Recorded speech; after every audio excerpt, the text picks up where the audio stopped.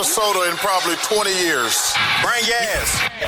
Welcome to Flagrant Howls, a Minnesota Timberwolves lifestyle podcast. Yes, and we have a full bin of different news-related things that we want to sift through here. And what do we call these episodes? Where we have like a bunch of different Wolves news nuggets to sift through. Like, what is there like a catchy name or something? Latest Timberwolves news. That's right. I love the Howl production. The Howl is great. Our production the Howl, team I is mean, so like, good. obviously the Vikings horn is right up there, too. Like, I love the Vikings horn. It's not really a twin sound. It's more like universal baseball sounds, you know, like the organ but Or the A-Rod Howl saying baseball, I guess, has become But the Howl is phenomenal.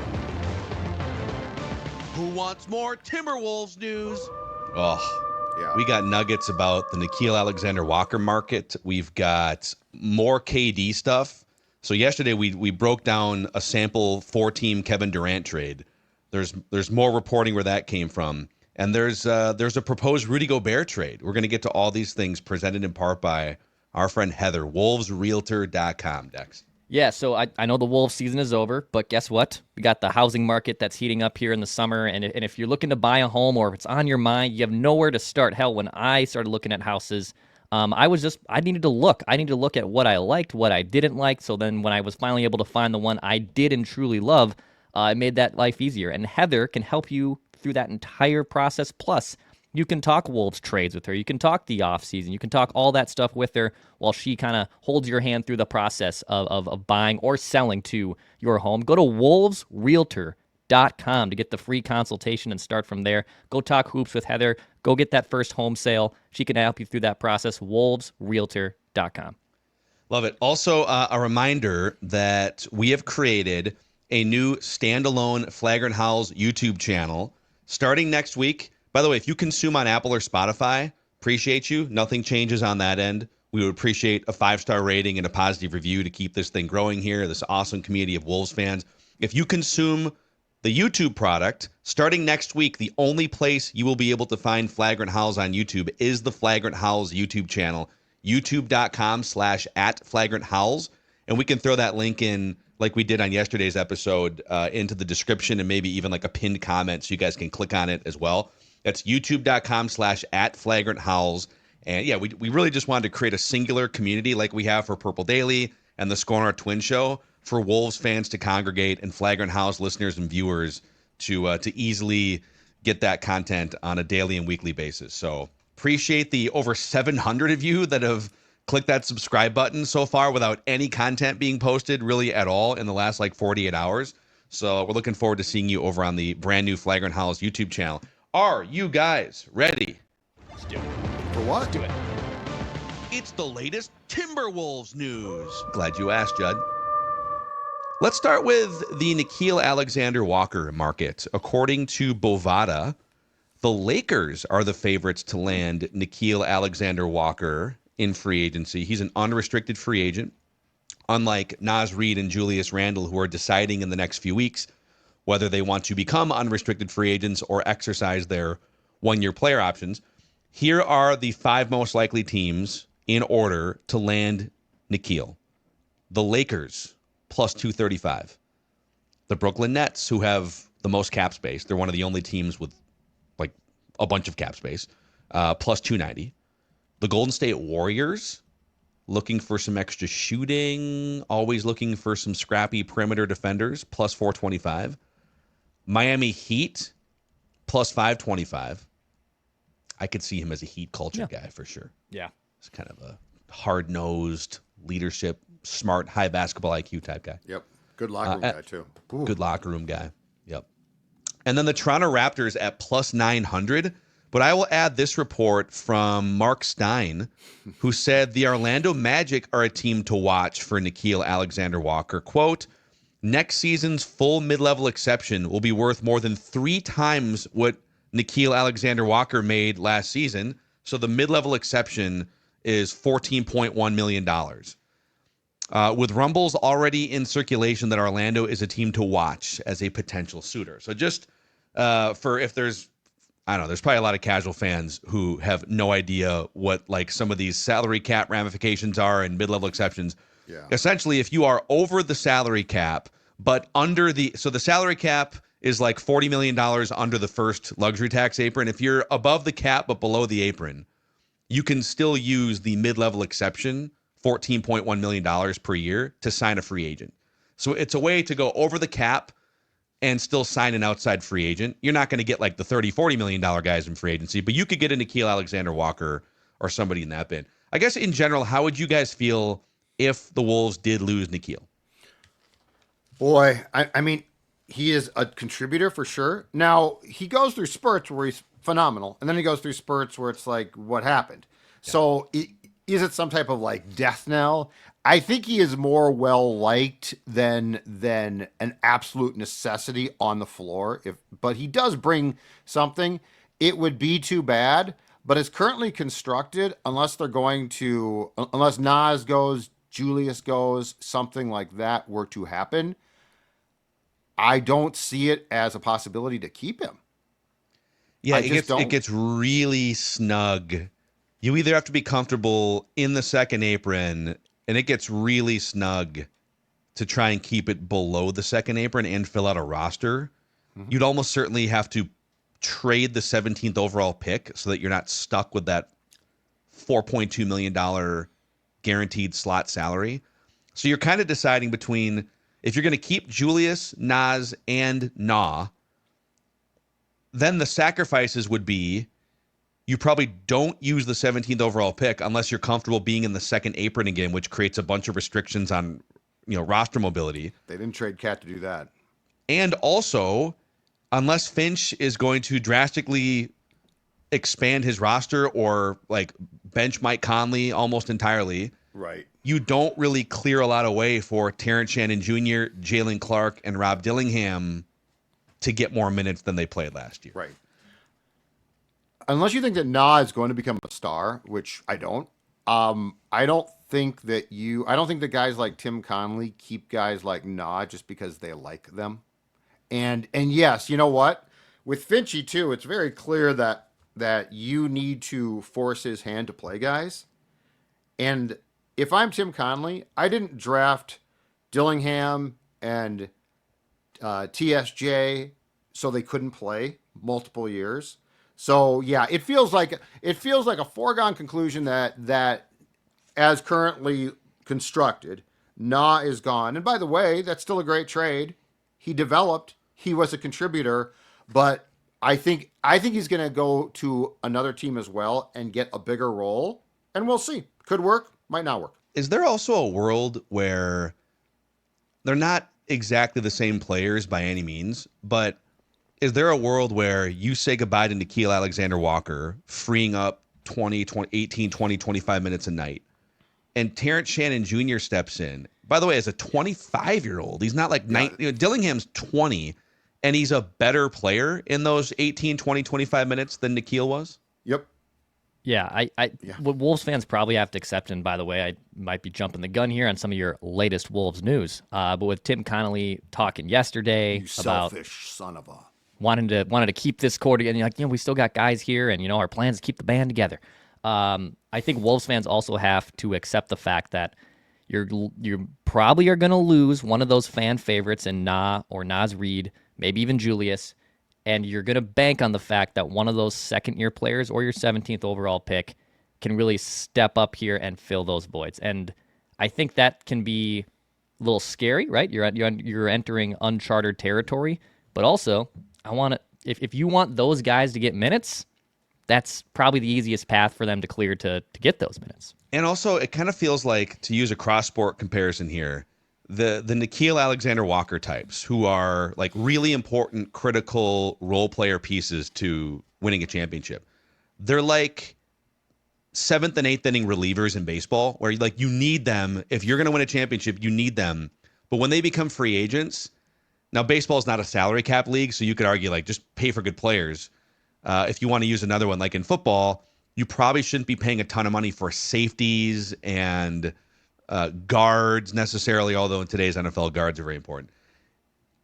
paying him $14 million and potentially taking away from other resources, that's a spot like that kind of wing energizer player who can kind of handle the ball, is a little bit inconsistent giving you offense, but can play some good on-ball defense.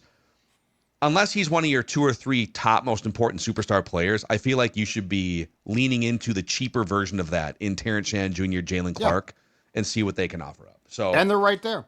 Now, if he goes to the Lakers and you have to or a Western Conference team and you have to see him on a regular basis, it's going to sting for Timberwolves fans because he's going to be a super valuable piece to a playoff team. He's not just going to, I don't think he's just going to take money from like the Nets.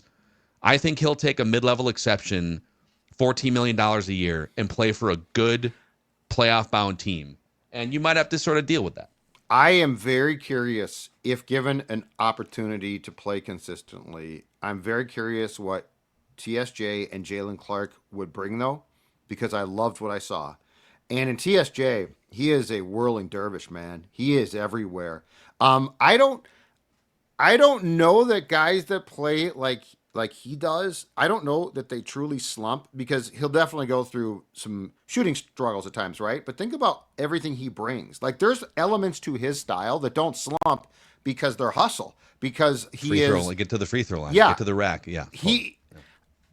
I would say this about NAW. I really like him. I think he's a good culture guy. I think he's turned himself into a really nice player. Bit inconsistent, but when he's going good, he's a really nice player. But I think Terrence Shannon Jr. is a pain in the ass to play against. Because unless he starts to play more and changes his style, you name me one time that he went in there and didn't create just havoc. Yeah, there's definitely a learning curve defensively, and I think Finch, the reason that Terrence Shannon Jr. and even Rob Dillingham, like although Dillingham could get loose with the turnovers and stuff, I think the main reason why those guys didn't play more is because he didn't trust them defensively to like make the right rotation or whatever. Jalen Clark picked it all up pretty quickly because he was one of the top defenders. He was like the defensive player of the year in college basketball 3 years ago, whatever it was. Correct. So, okay, on Kevin Durant here for a second. Latest Timberwolves news. Can't wait for Judd to cut some of these. So yesterday, if you missed yesterday's episode, we did run through a 4-team Kevin Durant trade scenario. Shout out to Tim from Canis Hoopas for the idea.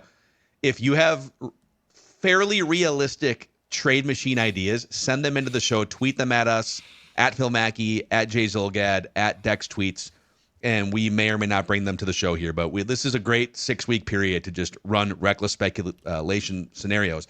So NBA insider Jake Fisher, formerly of Yahoo and now currently at Steinline, confirms that the Wolves tried organizing a 3-team trade to land Kevin Durant on February 6th, or in the time leading up to February 6th, trade deadline.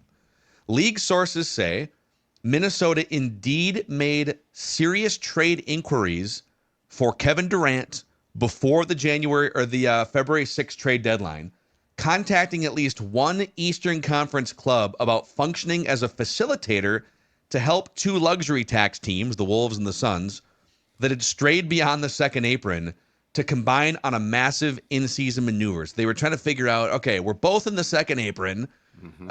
Is there a third or a fourth team we can get involved here to help with just the math and the machinations of what this could look like? And they either just couldn't find the right mix or they ran out of time, whatever it was, they tabled it. Here's a couple other Kevin Durant nuggets.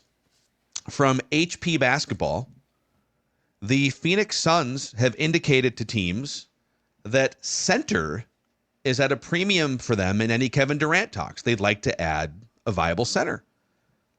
He might stick around, but their biggest interest is in solving the center position, which has been a disaster since moving on from DeAndre Ayton. So they would move Kevin Durant, bring in some sort of a center that can help them with, rim protection, some rebounding, some drop coverage. Oh, let me know if you guys think of anyone that might fit that description. Randy Brewer. Yes. Old school Timberwolves. Johnson? And then there's one more here from Irv Johnson. The Phoenix Suns have reportedly lowered their asking price for Kevin Durant, according to Kelly Eco. from The Athletic. Phoenix is aggressive in pursuit of trading Durant. So, like, it's funny. Like, in the last 48 hours, Phoenix is talking to everyone who will listen. Just we're $11 million over the second apron. He's going to be 37 years old. We missed the play-in last year. It's not working, this combination. So we're going to reset around Devin Booker, who's younger.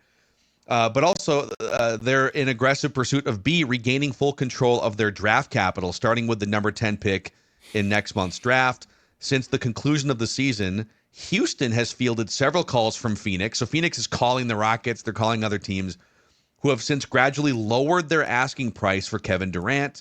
There is a price where the Rockets would be interested, but with the fear of breaking up their roster for a 36-year-old coming off an injury, doubt remains over a deal materializing.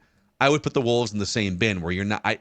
There's zero chance I'm including 4 years of Jaden McDaniels' team-friendly contract. I would prefer to keep Naz Reid if possible too, but I don't know. Just I guess I'll throw it back to you guys and say there's a ton of Phoenix Suns, Kevin Durant, like calling teams about Durant. Right. And then them wanting a center back is interesting because I'll tell you, the Knicks are probably open to trading the offensive-centric center, Karl Anthony Towns, pair him back up with Devin Booker for the first time, like a couple college guys. But if you're the Wolves, would this be a time to potentially move on from Rudy Gobert in some machination of a trade and lean into trying to score 120 points a game with a different starting lineup? Ooh.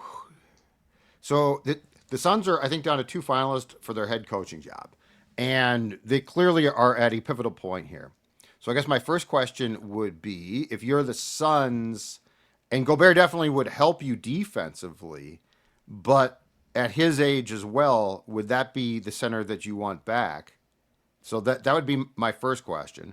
My second point to the Suns is it's very clear that if you want to deal Durant, which it sounds like they very much do, that they're only going to be able to call the shots in that trade to a certain degree. Like, he's got 1 year left. Yeah. You know, I don't think you're getting, like, you'll ask for Jaden McDaniels for sure. You're not going to get him. No.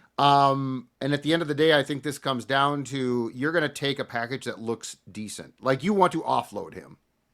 That's very, very clear. So do I think it would break the bank to get Durant at this point? No. Do I think the Suns would want Gobert back? I don't know. Like your Towns thing sounds a lot more plausible as far as like a potential ask in a trade. But I think we're going to be surprised. Whoever gets Durant, I think we're going to be surprised that the return is not more, because if they already are a month before you can officially sign guys on July 6th or something like that. It's and June 30th is like the floodgates. Yeah. You can agree to a deal on June 30th or whatever. So if we're now talking about less than a month from June 30th and the Suns are like, oh God, we got to let's call everybody. I still am not going to be surprised if the Wolves acquire Durant. I also won't be surprised if at the end of the day, the particulars of the trade underwhelm on the return to Phoenix. Yeah. Like all the factors, if you're Phoenix, what leverage do you have to pull off some multiple first-round picks Godfather deal? You don't. 4 years ago? I mean, go back and look what Phoenix gave up to get him. But he has. I'm going to slander him for a second to diminish his trade value, but then I'm going to pump his tires because I do think there's a world where if you could get him on a relatively cheap trade where you're not giving up this Jaden Timberwolves McDaniels, news is incredible. It's I know it's bonkers. Who wants more Timberwolves news? Me?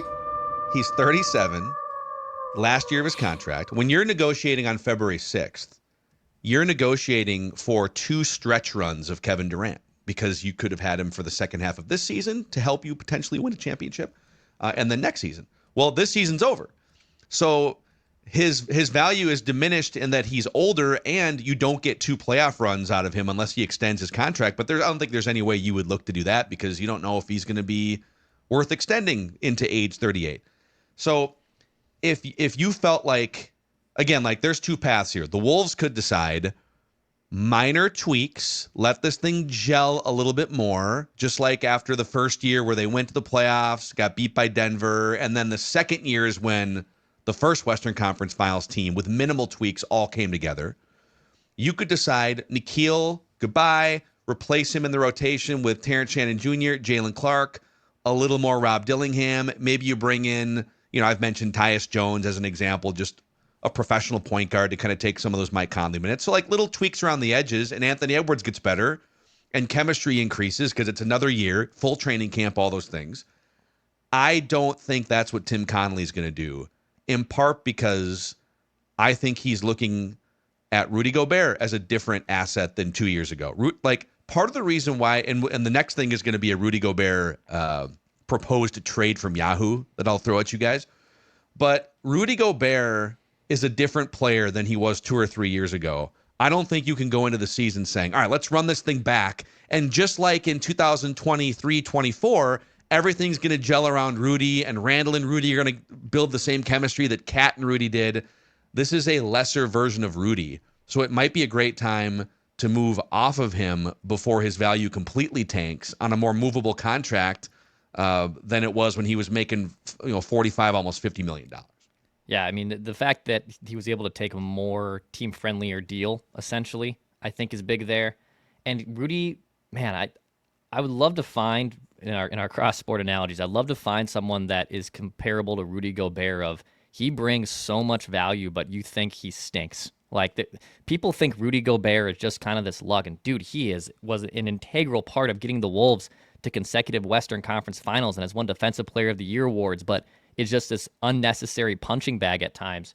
But I think the Gobert tenure with the Wolves has probably reached its ceiling and ran its course. Do you agree with that, Judd? Do you think Tim Connelly thinks that? It's been a good run for Rudy. Yeah. And like I said a couple of days ago, I also think that Conley got Gobert because before the Wolves could get to the Western Conference Finals in back-to-back years, they just had to start to win as well. And Gobert helped that a lot. But, what gets you there is not necessarily what's going to get you over that hump. And so I think he's going to do something here. Like his, presser on Monday, he's talking about continuity, and yeah, those things are great, but he has never really shown that. He has shown that he looks at the current predicament, and getting to the Western Conference Finals is awesome. And I know that there's trepidation of, well, don't get too greedy, don't do too much, or you might take a step back. But the only way to get over the hump is to get Ant something else that he needs. And so, yes, I think that there is a very good chance that he says, Gobert helped. He did exactly what we wanted at that time. But are you going to win a championship with him? I think the answer might be no. No, in his mind. Another way to salvage some Rudy Gobert value is if you think his body is starting to fail him, maybe he's not quite as spry as he used to be, he could call our friends at NEOS Elite Performance and rejuvenate himself going into his mid-30s. This is one of, what? You've had some great ideas with this Timberwolves news edition of Flagrant. But let me tell you right now, you just had your best idea yet. Wow. Because if you call our friends at NEOS Elite Performance, if you are Gobert, you are going to get cutting-edge regenerative medicine and cellular IV therapy designed to get you going again without invasive procedures. Also, Rudy, this is white glove service. That means if you say, I don't want to go to the doctors, you don't have to. You know what? Our friends at NEOS are going to come to you. They're going to take care of that back pain, that knee pain, whatever is keeping you, let's say, off the golf course or the court. NEOS is going to reduce the pain, restore the function, and get you back to doing what you love. If you also bring up our flagship show, Purple Daily, you're going to get $500 off a cellular IV therapy treatment. No surgery, no downtime. Rudy, just results. NEOSelite.com, NEOS Elite.com for a professional player or perhaps a guy who just wants to get back to feeling good again. Barbecue makes me feel good. Safe Side Barbecue can help with that. All right. I want to talk to you about the best barbecue food truck in the West Metro. That's right. Phil just said it. Safe Side Barbecue. Look at that. Fresh brisket cut to order. Are you kidding me? Are you joking? 100% wood-fired smoking for juicy, savory, tender meat. Everything is homemade. Right there, the bread is made to order. That bread right there, made to order for your sandwiches, Find them at SafesideBBQ.com and on Facebook for where their truck will be next. Again, that's SafesideBBQ.com or at their Facebook site for where the truck is going to be next. I guarantee you are going to love it. And by the way, if you can get brisket, Sports Dad loves the brisket. Talk dirty. Talk dirty. It's the latest Timberwolves news, boys. Got some reckless speculation here from Yahoo Sports. In fact, it is so juicy, I'm going to pop up for the first time on this episode the Flagrant Howls off-season blueprint of glory. So take this with a little bit of a grain of salt. I think the math is like 98% correct on this. There might be a bonus or two that we have to throw in here, but what you'll see here is a proposed Rudy Gobert, Austin Reaves trade from Yahoo Sports. Here's what the trade would look like. So the Lakers would get Rudy Gobert and Josh Minott, kind of for salary purposes, maybe a little bit of an asset. And the Timberwolves would receive 27-year-old Austin Reaves, who's set to make $14 million this year, with a player option for next year that he probably opts out of. You'd have to figure out if there's an extension that makes sense. But he was a 26-5 guy for the Lakers and a catalyst offensively, really good shooter, gets to the rim. The playoffs weren't indicative of his season.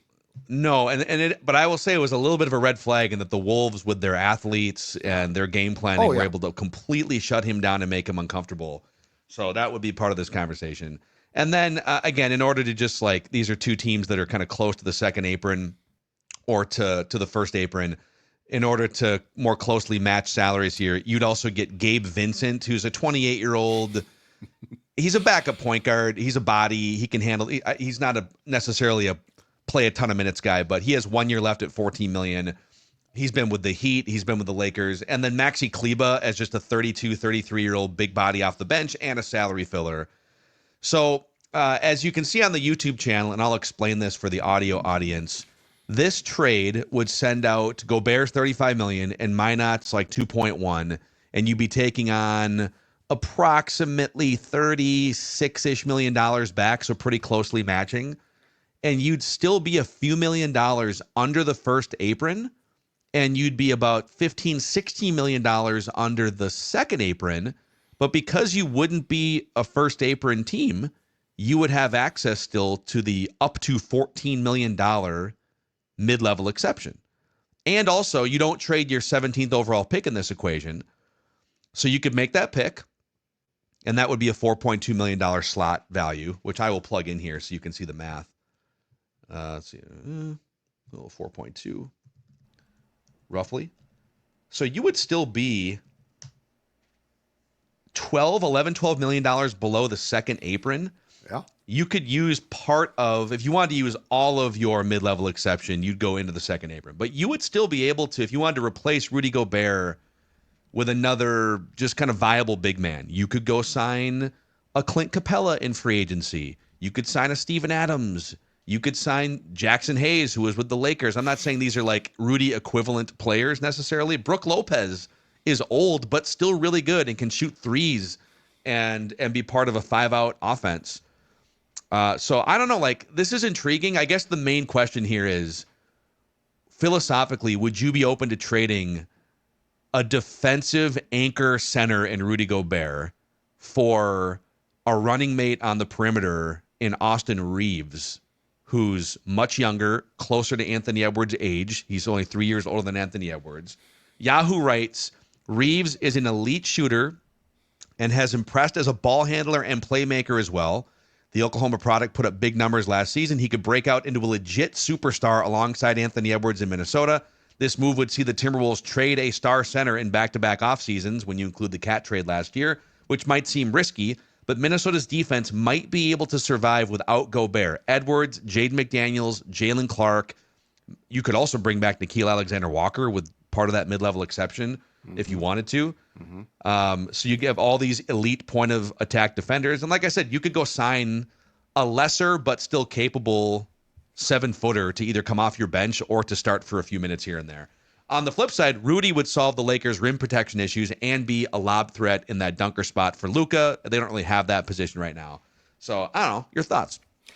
So I guess my first thought is this. I think the most important question is the one that you asked me, which is where do you think Gobert is at? Because if you have decided he's clearly declining, then I say yes, trade him. If you say no, you know where what? I'm at. Yeah. You know what? He's still productive, and because to what Declan said, he does a lot of things that don't necessarily get reflected positively in the box score. So, but if you're like, you know what, we've taken this as far as we possibly can, which I think might be the answer from my end. Yes, I think you definitely explore it. And what makes Conley, his tenure, so fun so far is it appears there's nothing he won't explore. Like he is the ultimate, oh, that trade will never happen. Oh, it just did happen, huh? So like he is the ultimate guy for that. But I don't think that Tim Conley is wedded to guys that he acquired just because.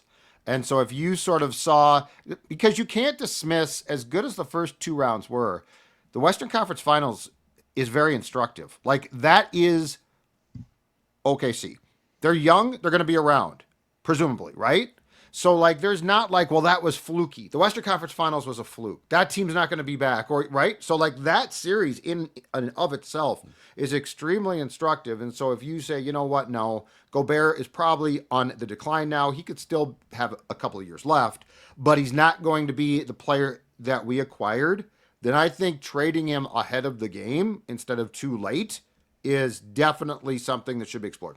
Agreed. Getting out in front of that is where I kind of land right now, while also acknowledging everything Declan said earlier about his hidden value, the never minds. He is a disrespected player because he looks clunky. He is clunky on offense, but his presence removes so many offensive things from the equation for opposing teams that you can't ignore it. So another part of the question is, do you think Austin Reaves would be a high caliber enough running mate with Anthony Edwards? And then you'd also open up, okay, you'd be empowering Jaden McDaniels. Listen, we're going to lean more into you like we were in February and March.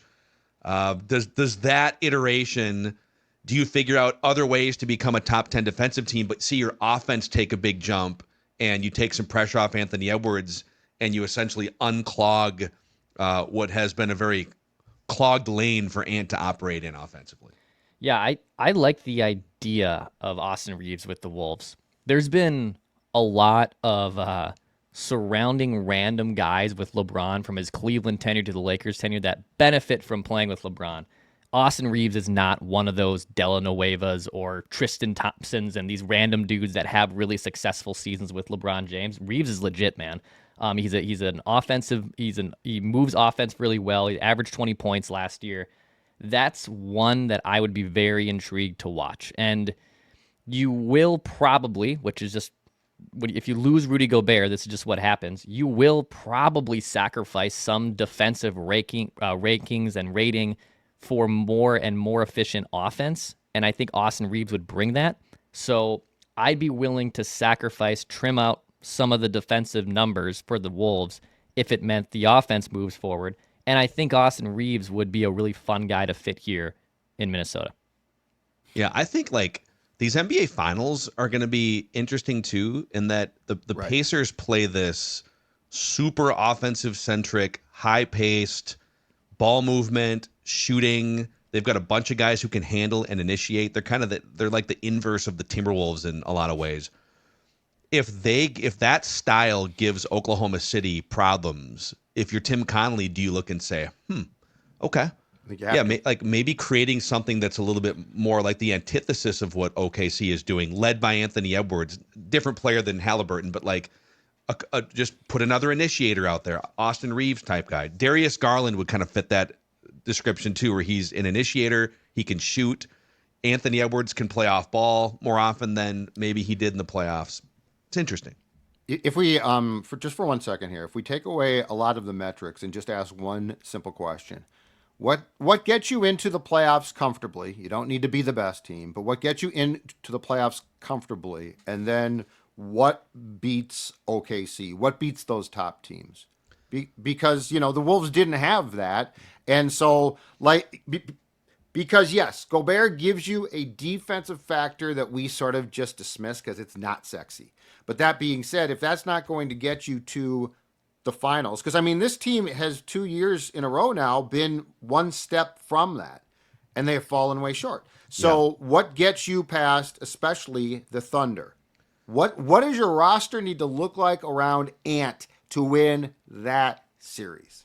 I think it's imperative that you get another high-level initiator of offense, a guy that on any given night can score 22, 25, 30 points.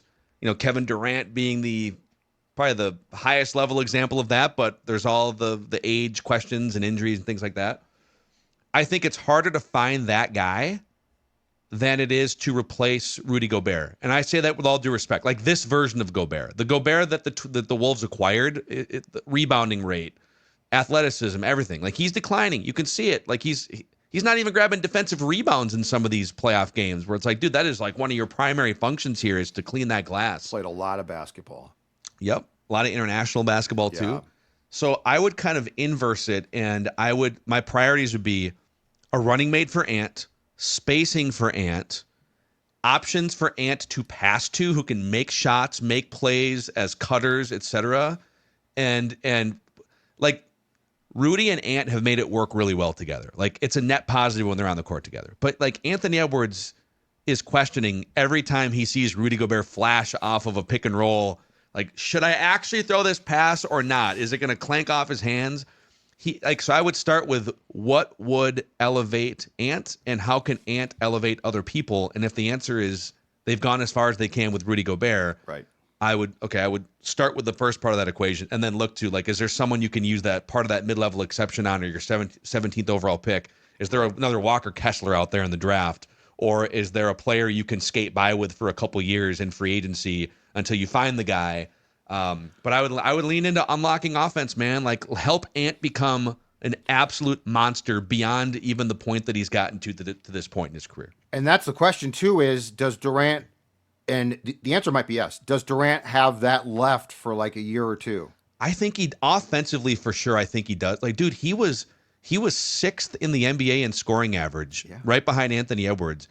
And among all the players who scored at least 20 points per game, he was fourth in effective field goal percentage. So his efficiency, some of these guys get toward the twilight. I remember Kobe toward the end, and Kobe was literally like dragging a leg, shooting 36.5% as a nostalgia act.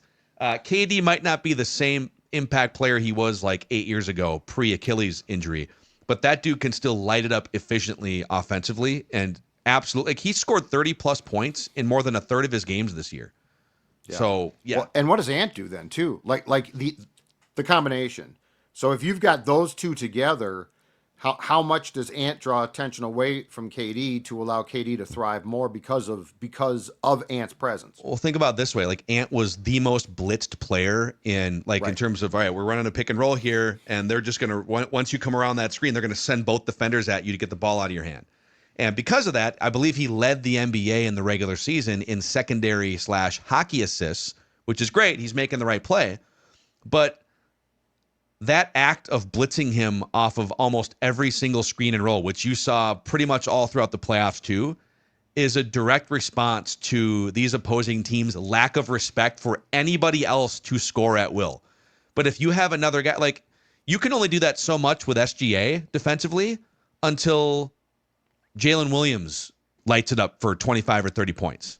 So, like, who's that guy? Is it Austin Reaves? Is it Darius Garland? Is it Kevin Durant for 5 minutes before he turns 38 years old? That, hey, if you're gonna double or blitz Anthony Edwards, do it at your own peril, because if he gets that ball over here, boom, you got one of the greatest scorers of all time, or at least somebody that can light you up for 27 points. And, they just like, on some nights, Julius can do it. On some nights, Nas can do it and Jaden, but not reliably night after night after night. So keep the trade ideas coming, by the way. And we still need a point guard as it's well. The latest Timberwolves news. Got one more thing for you guys here, and we can talk more about this, but I have, according to people plugged in behind the scenes, I have a tentative Wolves ownership transition timeline for you. Wait. Are you inciting? I am about to report information. I was here not on prepared. Flagrant I Howls. was not Yes, prepared for inciting. that's right. Insider Phil Mackey here. Wow. High level. There's Windy. Shams. There's Shams, there's Windy, and then there's old Macadac on the pecking order of NBA reports. So from what I'm hearing, next week is the finance meeting with the NBA. So it's just like the kind of the final check of, I don't know, show us your screenshots of your checking accounts. I have no idea what happens in that meeting, but it's essentially an update on the finances before it goes to an NBA board of governors. Coming to vote. arrest you, I hear. The cops? Are the cops I hear the sirens. You're not supposed to be inciting right now. No inciting zone. Who wants more Timberwolves news? The You'll cops never want take some me more al- Timberwolves news. You'll never take me alive. The cops want more news. So that would be next week, the second week in June. So the finance meeting. And then the week after that, the third week in June, from what I'm told, is the NBA Board of Governors vote, which you need like 75% or 2/3, whatever it is. Yep, I think it's 2/3. There's no current indication that vote is going to be a problem. Yeah. So we'll see what happens. I think the arbitration thing basically is it. Yep. Right? Yeah, I think there'd be steam and reporting by now that, there's a big faction of owners that don't want Mark and Alex down the team. I don't think that's a thing. Yeah. I think if they don't approve it, I used to think 6 months ago that there was a chance that they wouldn't, right? But I think now if they don't approve it, this thing would be tied up in court so long again because the arbitration thing I think is binding. But yes, I think it's going to get done. And then it needs to get done, by the way. And it will. It likely will by the third week in June. And then that would mean, again, tentatively, the last week in June, there may be a press conference kind of, I guess, around the time of the draft. Just Alex and Mark being able to speak to the media and to fans as the actual owners of the Minnesota Timberwolves. So Tim Connelly extension, I would guess fairly quickly. He kind of confirmed that, right? I think it's yesterday. agreed to. Yeah. But also, the next thing that I'm really curious about the timing for is the arena plan. Because it sounds like it's coming, and it needs to. I mean, I'll flat out say this. I know that don't make me pay. I'm not going to. And they might privately finance a ton. I don't know. But all I will say is that they need a new building. They do. It is. Did you know it's the second oldest NBA arena? Mm-hmm. But behind only Madison Square Garden. It's the oldest. The garden's completely redone, like $1 billion. When did they do that? Was it about 8 years ago? Okay. But I mean, it was. We spent like $150 million on some new windows, right? We literally and a new roof stick on a pig. Yeah, exactly right. Yeah, we took the pig and we're like, we're gonna put lipstick on you. It's gonna be beautiful. I don't even get me started about smooch the decision. up, pig. Here's some lipstick. Like the concourses, which by the way still aren't great. Like they're okay. They were awful. They're still not great. But the inner bowl is hopeless. And I will say that I do think that there is a factor of it can be a hard place to play because it's old and you've got amenities that don't exist. But it's also ridiculous. It's very blue collar now compared to some other NBA arenas. That was the big thing when the Warriors went to their brand new arena and it became impossible for middle class fans to go to a game and afford it. So yeah, it's going to be if they try to go down the route of strong arming public money into this thing, I don't think it's going to go well, even though the Wolves are very popular right now. And this is probably the highest approval rating for the franchise. I agree with you. The legislature is not going to go for it. Yeah. And neither are the taxpayers, quite frankly. I think we're sick of funding all these projects over the last 15 years. Minneapolis does need to be prepared if they're going to fund the building entirely, which I think is fair if they do that. But the land, like you got to help with the land. They're not going to just go buy, there's a lot of things that from just a starting standpoint that I think the city, if the city wants to keep the team, needs to be prepared to give them breaks on. Yeah. And if they don't, I think that they go to the burbs, which would be a shame for downtown. It would be a really tough blow for downtown. I think there's a lot of fans who live in the suburbs that say, hell yeah, bring that thing to Eagan, bring that thing to blossoming Maple Grove, somewhere out there. Yep. Well, and it's weird, but where the Met Stadium was and Met Center was by the mall now. There's land out there too. Just put it right behind that's been talked IKEA. about. That's been talked about. The Bloomington. IKEA Go Center. back to Bloomington.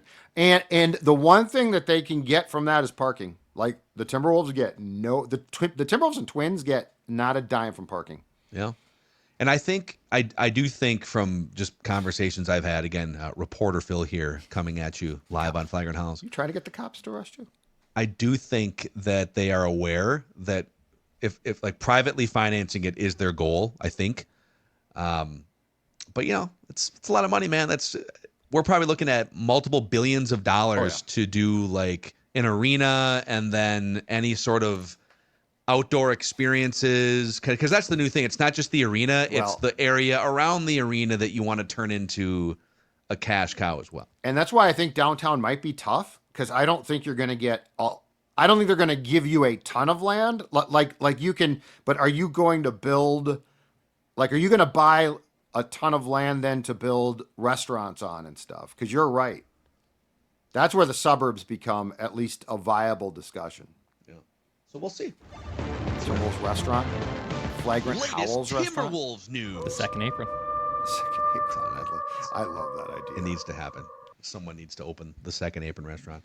So, all right, there's your latest Timberwolves news edition here. Tomorrow, we're going to talk a lot of Anthony Edwards with our guy Chris Hine from the Star Tribune and the author of the new Ant book.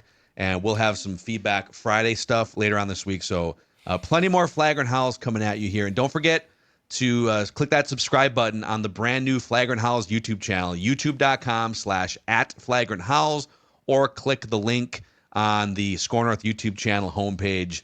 You can find it there too. And this is the Timberwolves Lifestyle Podcast. We'll see you guys.